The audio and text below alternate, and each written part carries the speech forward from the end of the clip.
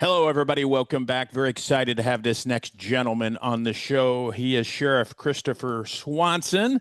He has spent over 30 years in law enforcement. He is the sheriff of the fifth largest sheriff's department, Genesee County, in the great state of Michigan. Sheriff Swanson, thank you for being here, sir. Welcome, bro. Thanks for having me, man. No, I always ask, Sheriff, I'm just going to call you Sheriff out of respect, or should I call you Chris? Whatever you want, bro. Chris is I whatever just want to you call you want. sheriff. When I That'll retired, work. when I retired sheriff, I was a commander, and I always called my chief, and he was like, "Pat, you don't have to call There me." you Go. go. Right. Yeah. What what made you get into law enforcement, sir? Well, fun fact, my dad and my grandfather are both Detroit cops, and I'm the youngest of four. And my dad did just right after the riots got out, he did a little close to 8 years in DPD, but my grandpa did 32 years. Oh And wow. man, I just grew up and I remember watching police officers and hearing the stories. And I knew deep down in my soul, I'm going to be a warrior for people. And I just knew it going through high school. And right out of high school, I got into an internship and I saw my first violent shooting at 18 as an intern. I'm like, what the heck? And that caused me to go to EMT and paramedic school. Got hired at the sheriff's office in 1993, went to the academy in 94, bought my first 8 ball of cocaine on a drug team in the fall of 94. I was in the undercover unit. And then it's just been an adventure for over 3 decades. My God, you've done it all, Sheriff. You're very respected. You've done various things throughout your career. We were talking a little bit before we started. I mean, how has law enforcement, I did it for 23, you've done it Yep. a lot longer. I mean, how has law enforcement changed in your career?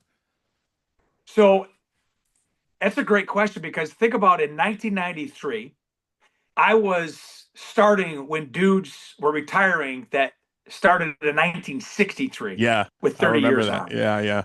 Yeah. So think about all that they lived through the civil rights, they lived through all of that, Vietnam and, four big leaders get assassinated in the 60s.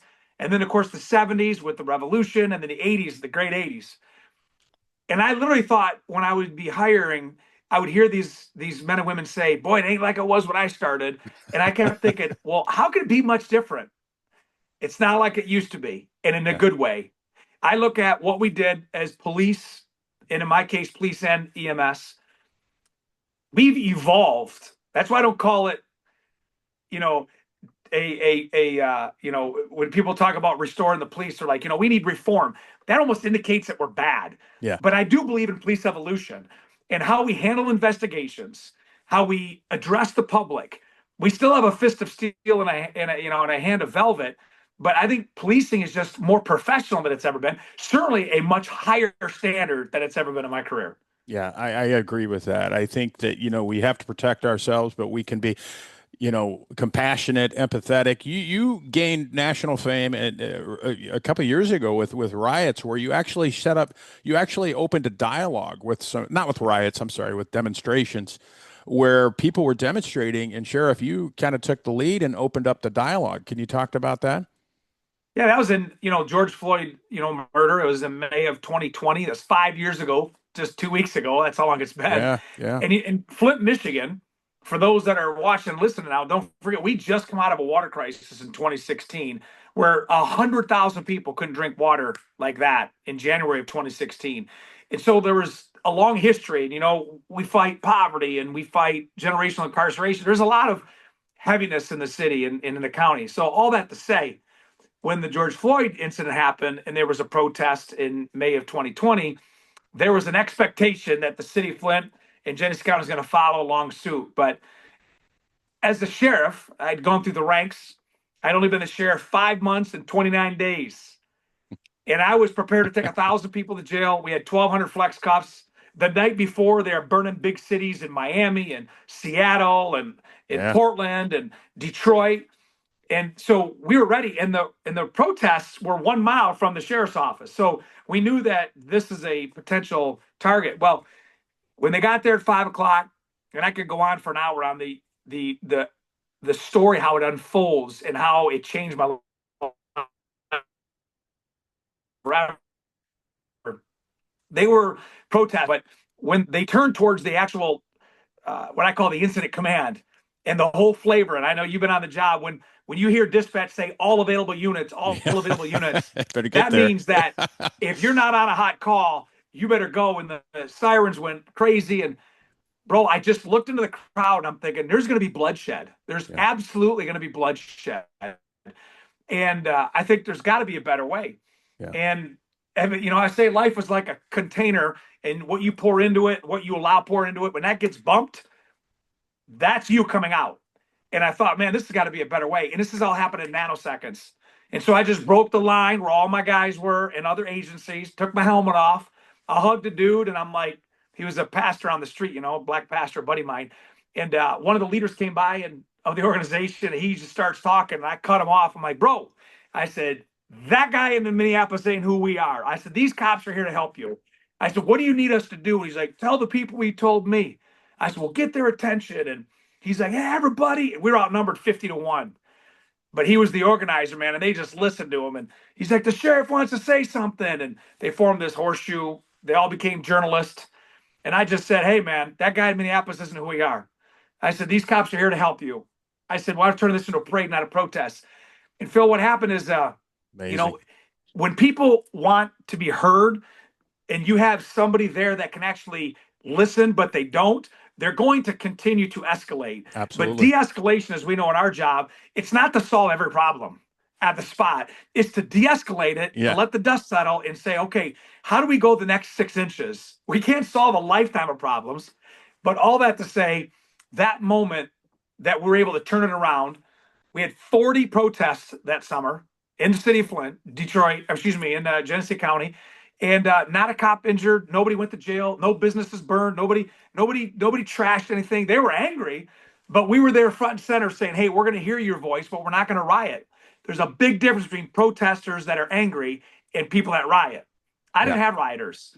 We Yeah. were able to do that, and it reached billions of people around the world. That is amazing. I mean, I remember watching that, Sheriff, and I was like, this guy's a leader. I mean, you're right. Thank you. We can be heavy-handed, for lack of a better word. We can use force if we have to. You know that. But I love that approach. Hey, man, let's just have a dialogue. And you're Right, exactly right. You don't have to solve the situation right there, but you can diffuse it, and just right, listen to people. And you know that. I mean, most people just want somebody to be yeah, heard, to be heard.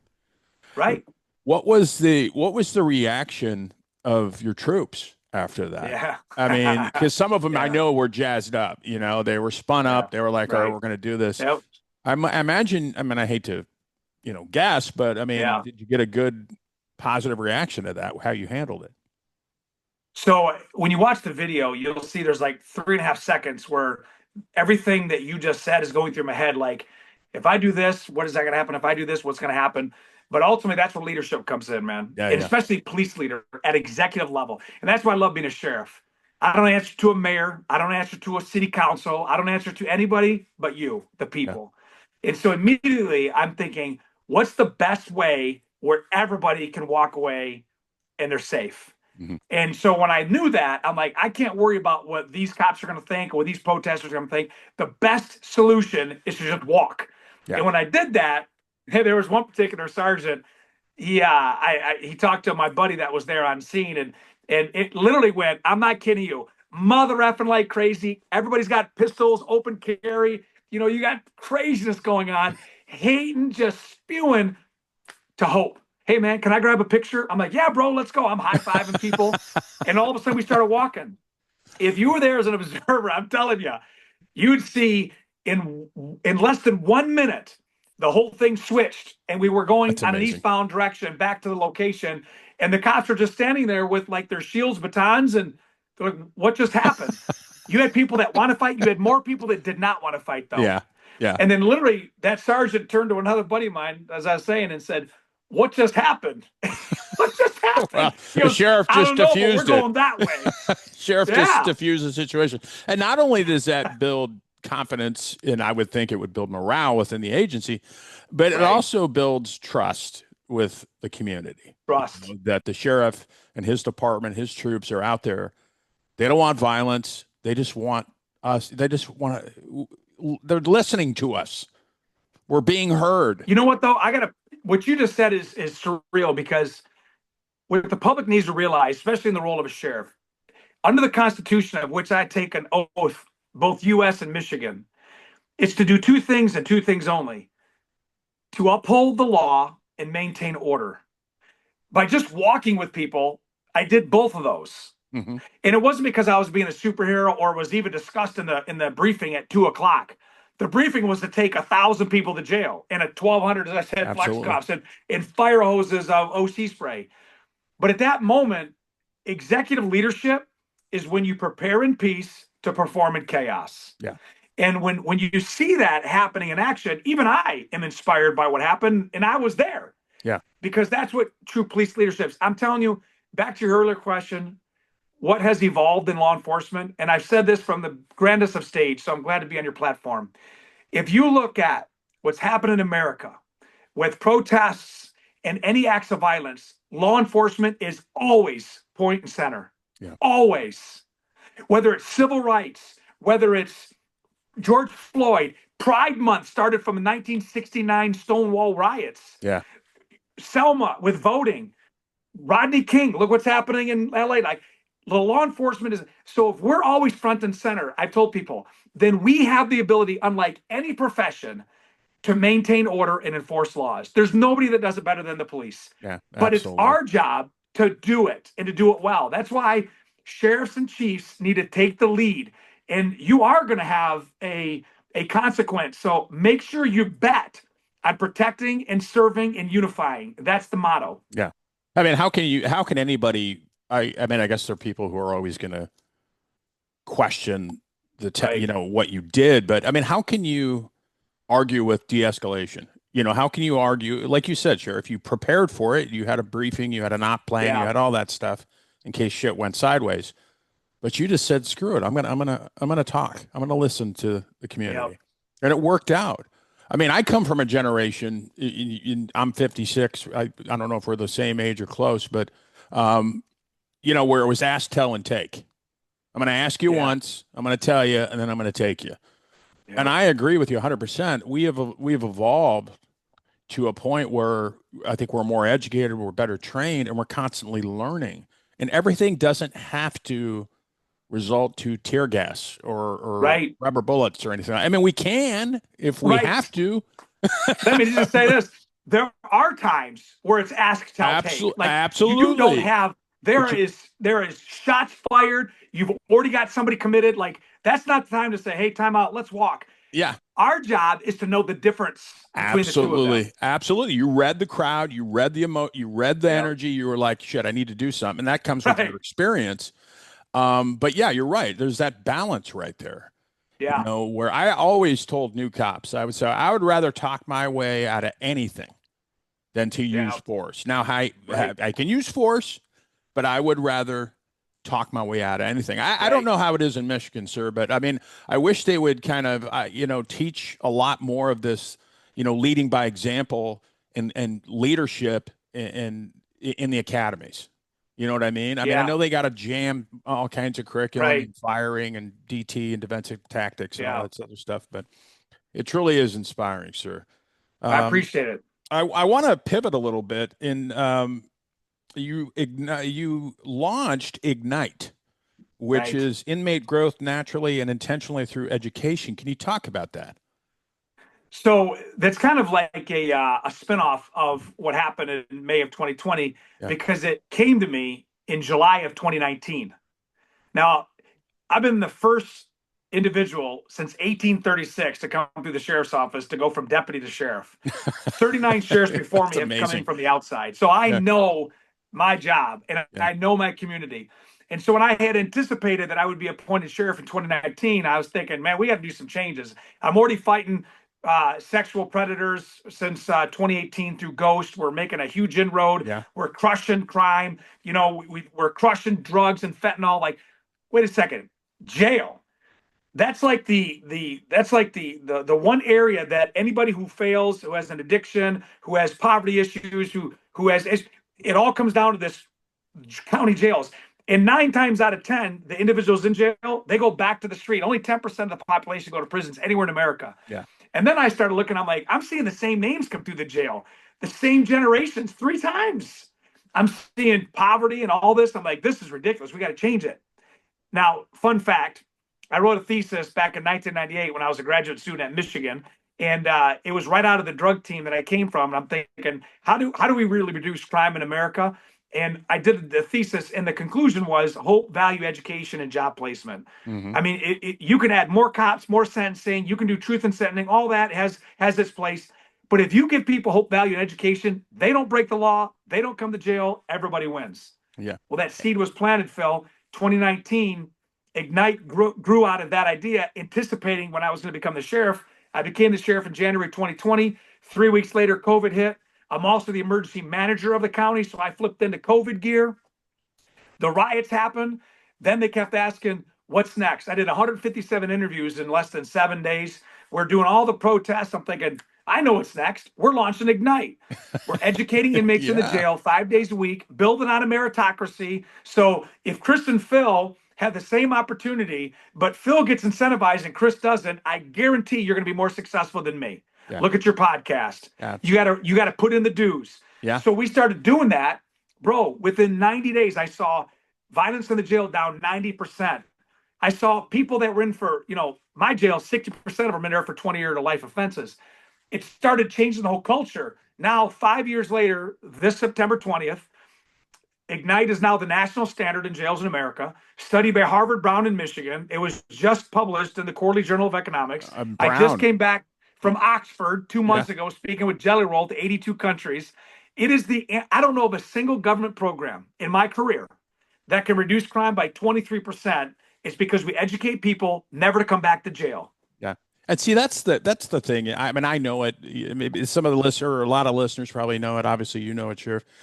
I have been a huge advocate, and I talk about this on my show. If it's applicable, of we need of reentry. Or reintegration, whatever you want to call it. People that are incarcerated, county, whatever, prisons. We need to be doing more for people Right. who are incarcerated so they can come out and be productive. Like you said, Sheriff, they're going right, 90% of them are going right Yep. back into the same neighborhoods. I mean, so what are we doing? You even said it. Most people are not going to be incarcerated for the rest of your life. So No. let's educate them like Ignite is. Let's give them. I read where Ignite is the literacy programs have shot Yeah. math, reading. That's Yeah. huge. Let me add one more fact. Genesee County, I have a 580 bed facility. We're always at like 620, 630. For the last 2 years, I've been 100 beds less than I've ever had in the last 20 years. And with Ignite, that's a $5,600 to a $7,400 savings per inmate. So just by having 100 less people in jail, just one county, I'm saving between a $500,000 to $750,000 from people not coming in jail. Plus, there's less liability, less injury. You have less trauma. You have less re-addiction. Families restored. That's why it's in 23% of the states in America already. That's the answer, Phil. I'm telling you.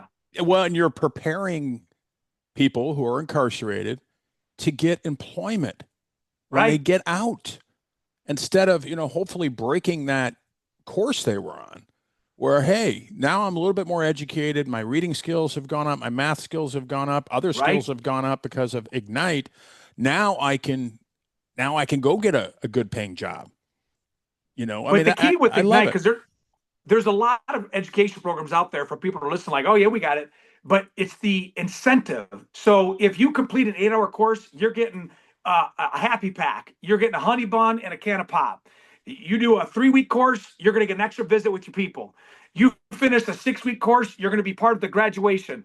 You go to the barber school, you're going to get a barber certificate. So when you leave, you can go to the barber school, I or love you it. can go to the barber shop and you can get right in. If you do the kitchen program, you're coming out with an Interwork certification. You can take it to any kitchen in the country and you can say, listen, I've got this federal certification.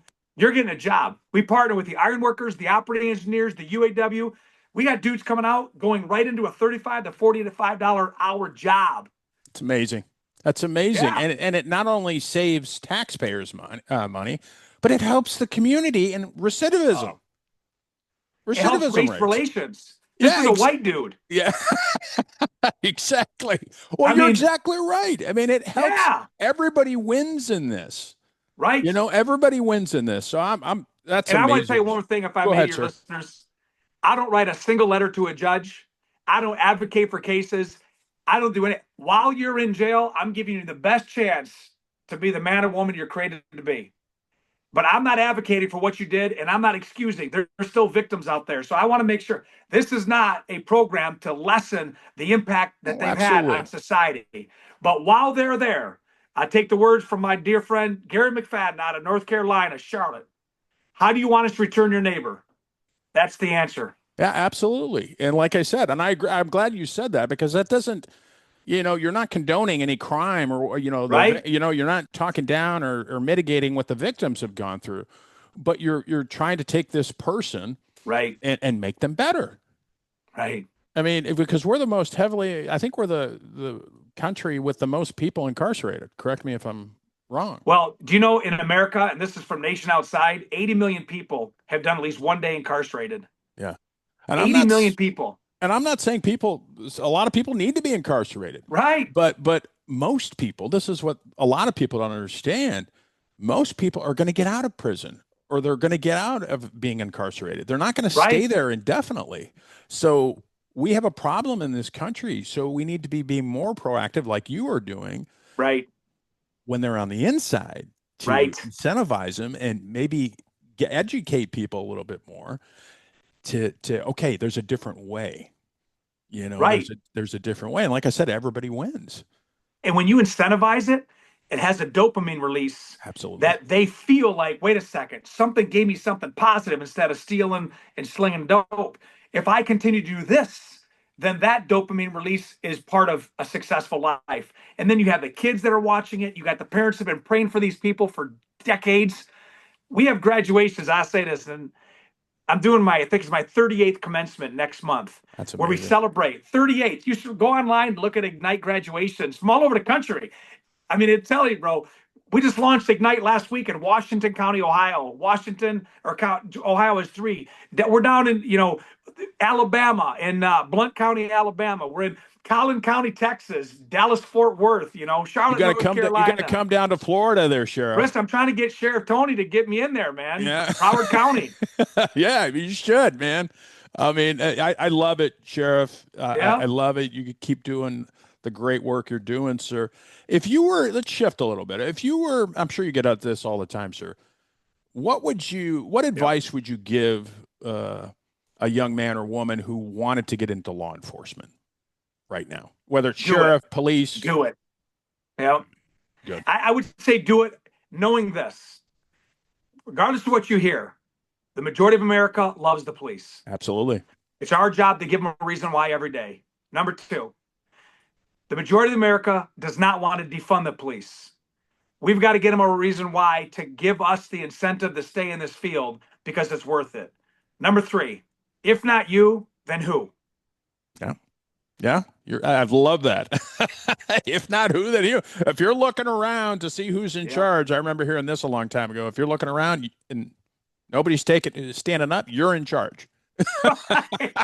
Right. It's a noble profession, man. It's Yeah. one that's still respected, but we're getting better every day, and I think the pay across the country should be more in parity than you have big agencies paying, entry level officers 110,000 and smaller agencies bringing them in at 35,000. Yeah. We need to raise it up so we are a profession like a physician, like a lawyer. So we're not out there trying to piecemeal professionalism. If you want the best trained law enforcement, then give them the best incentive to be a part of a great profession. Same thing goes with nurses and teachers and firefighters. Anybody who gives their life for service should not be scraping their whole life. Absolutely. Absolutely. Sheriff Swanson, if anybody wants to reach out to you, and I want to mention something else after you mention your contact information, how Yeah. can they get a hold of you, sir? It's easy. Swanson Leadership is at gmail.com is my email. Swanson Leadership has been my mantra. I mean, I believe in leadership. I'm a student and a teacher of leadership. There's a lot of ways to get a hold of me in other avenues, but bottom line is, man, it's people like you and your platform that allow me to be that megaphone of hope and value. Don't listen to anything that I say. Just watch what I do. That's the most important message about this podcast is the Yeah. receipts that we have. Absolutely, sir. And one last thing for the listener out there, Sheriff Swanson is running for governor for the great state of Michigan, sir. And I know we just met, sir, but I love your message. I love your Thank you. background. I love what you're doing, sir. Yes, sir. Much success to you in your bid for Thank you, governor. brother. And I'd Well, love to. Oh, go ahead, sir. I won't make this show political, but I wouldn't do it if I didn't have a pathway to win, and I wouldn't do it if I wasn't going to do the exact same thing as a governor as I'd be as a sheriff. Is we have to claim a party, but we take care of everybody. We Absolutely. take care of people. We protect people. We protect their rights. We protect their family, businesses, economy, podcasts, freedoms. We serve like servant leaders should be, and we can bring people together. Uniformity and unity are different. We can be unified, and be very different. So there's great leadership coming up, my brother, and we're gonna have Uh, a lot of these podcasts back and forth. Absolutely, sir. And I love what you said. Look, it doesn't matter what party affiliation you are. Our job in law enforcement is to take care of the community and That's right. people. And that's what you're doing, sir. Much success to you. I want to meet with you when you come down to Florida, my friend. Done. Done, brother. To all your listeners out there, man, thank you for listening. Thank you for your platform, brother. Stay the course, and thanks for the work that you do that probably even your listeners don't know. But you're a hero too, my brother. Thank you, my friend. I appreciate it, sir. And everything we talked about for the listeners will be in the show notes. Thank you, Sheriff. Thank you, my brother. Be safe.